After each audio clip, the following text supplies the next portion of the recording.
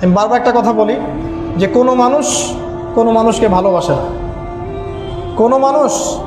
কোনো মানুষকে সত্যিকার অর্থে ভালোবাসে না। শুধুমাত্র আপনার রব আল্লাহই আপনাকে ভালোবাসে। আপনি আজ হোক আর কাল হোক এটা বুঝতে পারবেন। আপনার গার্লফ্রেন্ড আপনাকে ভালোবাসে না, আপনার স্বার্থকে ভালোবাসে, আপনার অবস্থানকে ভালোবাসে, আপনার পরিবারের লোকজন আপনার অবস্থানকে ভালোবাসে। আপনি আজকে বড় একটা চাকরি পান, আপনার স্ট্যাটাস বেড়ে যাক, তারা আপনাকে তোলা করে বড় করবে। ওই আপনি এমন একটা কাজ করেন, আপনি সুদের চাকরিটা ছেড়ে দিয়ে আসেন, ৮০,০০০ টাকা বেতন পেতেন, চাকরিটা ছেড়ে দিয়ে আসেন, রিজাইন দিয়ে আসেন, দেখেন আপনাকে কি বলে। আপনি আল্লাহর জন্যে, ওরা বলছে আপনি দাড়ি রাখবেন না, আপনি আল্লাহর জন্য দাড়িটা রাখেন, হারাম রিজিকটা ছাড়েন, হারাম অ্যাফেয়ার্সটা ছেড়ে দেন।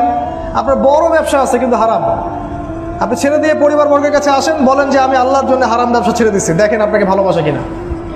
মানুষকে ভালোবাসে না, অনলি আল্লাহ আমাদের রব আমাদেরকে ভালোবাসা।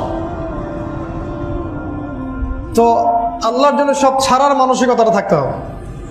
আল্লাহই আমার সব, আল্লাহই আমার রব, আল্লাহর জন্যই আমার জীবন, আল্লাহর জন্যই আমার মৃত্যু। কেউ আমার সাথে নাই, কেউ আমার সাথে যাবেও না। তাই দুনিয়ার এই সংক্ষিপ্ত সময়টা এই মানুষগুলোকে খুশি করার জন্য ব্যয় করবেন না।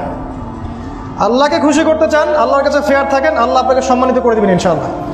আল্লাহ